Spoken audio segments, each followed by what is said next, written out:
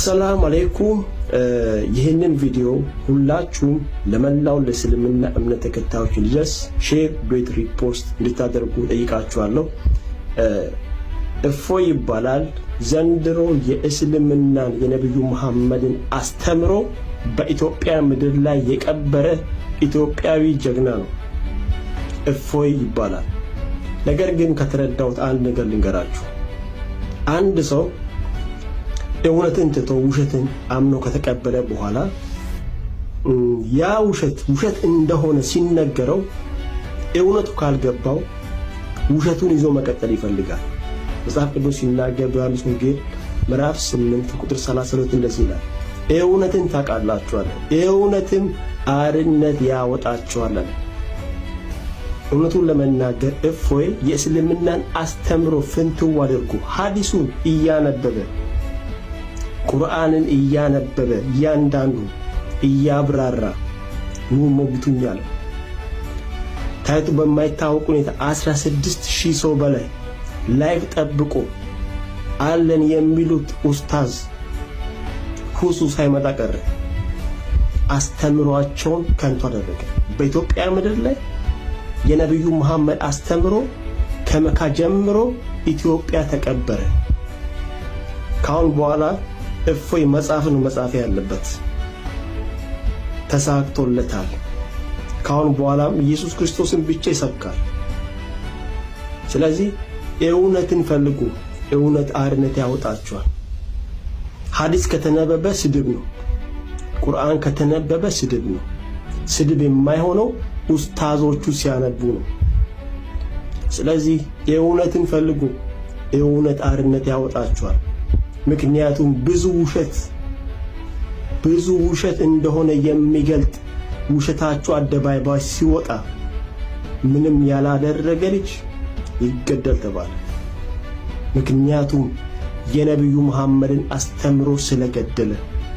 ነብዩ መሐመድ በሂራ ዋሻ በነበረበት ጊዜ መጥቶ በተጠናወተው መንፈስ የወረደለት ቁርአን ከዛ በኋላ ምን እንደነካኝ አላቅም ብሎ መንቀጥቀጥ እንደጀመረ ያ ከወረደት በኋላ ራሱን ለማጥፋት 3 ጊዜ ወደ ተራራ ጫፍ ይወጣ። ይሄ ነብይ ያመጣውን አስተምሮ በኢትዮጵያ ምድር ላይ የቀብር ስነ ስርዓቱ ተደረገ። እጅግ በጣም ደስ ይላል። ካሁን በኋላ ኢየሱስ ክርስቶስ ብቻውን ይሰበካል።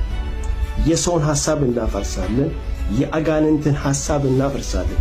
በመጽሐፍ ቅዱሳችን ሰው ራሱን የሚያጠፋው ክፉ መንፈስ ሲቆጣጠረው ብቻ ነው። ነብዩ መሐመድ ቁርአን ከወረደለት በኋላ ኖርማል መሆን አልቻለም። ራሱን ለማጥፋት ብዙ ጊዜ ወደ ተራራ ጫፍ ይወጣ ነበር።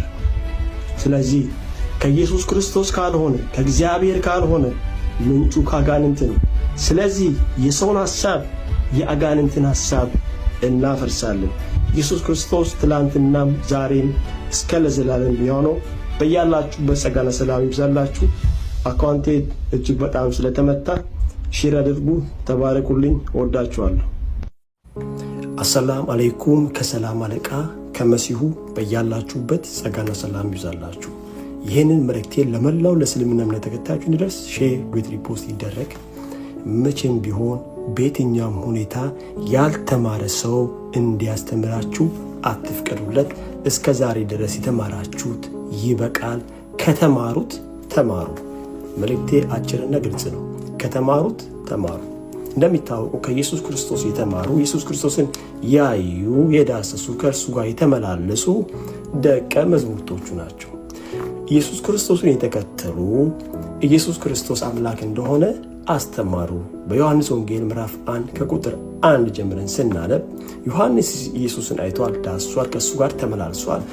እንደዚህ ይለናል፣ በመጀመሪያ ቃል ነበረ፣ ቃልም በእግዚአብሔር ዘንድ ነበረ፣ ቃልም እግዚአብሔር ነበረ፣ ሁሉ በእርሱ ሆነ፣ ከሆነም አንዳች እንኳን ያለ እርሱ አልሆነም ይላል። ሁሉ በእርሱ ሆነ። እግዚአብሔር ዓለማትን የፈጠረው በልጁ ነው። ልጁ ደግሞ ኢየሱስ ክርስቶስ ነው። ኢየሱስ ክርስቶስ ደግሞ የእግዚአብሔር ልጅ ነው። ይህ የእግዚአብሔር ቃል ሥጋ ሆነ፣ በእኛ ውስጥም አደረ። ስለዚህ ኢየሱስ ክርስቶስ የእግዚአብሔር ልጅ ነው ማለት የእግዚአብሔር ቃሉ ነው። እግዚአብሔር ዓለማትን የፈጠረው ደግሞ በቃሉ ነው። ልክ እንደ ፍቅር ሲዝም ከብዙ ዓመታት ከምዕተ ዓመታት በኋላ አንድ እንግዳ ራሱን ነቢይ ብሎ የሚጠራ ነቢዩ መሐመድ ተነሳ። ምን አለ? አላህ ለራሱ ሚስት የሌለችው ሲሆን እንዴት ልጅ ሊኖረው ይችላል? አንድ ጥያቄ ልጠይቃችሁ። አላህ ሚስት ቢኖረው ኖሮ ልጅ ይኖረው ይሁን? ይህንን ጥያቄ ሙስሊሞች መልሱልኝ። ስለዚህ ካልተማረ ሰው የተማራችሁት ይበቃል። ካሁን በኋላ ከተማሩት ከሐዋርያቱ ከደቀ መዝሙርቱ ተማሩ። በያላችሁበት የጌታ የኢየሱስ ክርስቶስ ጸጋና ሰላም ይብዛላችሁ። ሙስሊሞችን እጅግ በጣም ወዳለሁ፣ ምክንያቱም ኢየሱስ ክርስቶስ ወዷቸዋል። ኢየሱስ ክርስቶስ የሞተው ለሙስሊሞችም ጭምር ነው። አሰላም አለይኩም። ከሰላም አለቃ ከናዝሬቱ ከኢየሱስ ክርስቶስ በያላችሁበት ጸጋና ሰላም ይብዛላችሁ። ሞት እንቅልፍ ይሆናል ሲባል ሰምተናል። ሞት ግን ምንድነው? ማንን እንስማው? ስለ ሞት ኮንፊሽየስ ቢያወራ አያምርበትም፣ ምክንያቱም ሞቶ ስለቀረ። ስለ ሞት ቡድሃ ቢያወራ አያምርበትም፣ ምክንያቱም ሞቶ ስለቀረ። ስለ ሞት ነብዩ መሐመድ ቢያወራ አያምርበትም፣ ምክንያቱም በኔም በራሴ ምን እንደሚደርስብኝ አላቅም ስላለ። ስለ ሞት ያወራ እንዳለ ለቅሶ ቦታ ሄዶ አንቀላፍታለች እንጂ አልሞተችም ትነሳለች የሚል ሞት ለሱ እንቅልፍ የሆነ ሞትን አሸንፎ የተነሳ እንዳለ ኢየሱስ ክርስቶስ ይባላል። ስለዚህ እንዲህ ልበላችሁ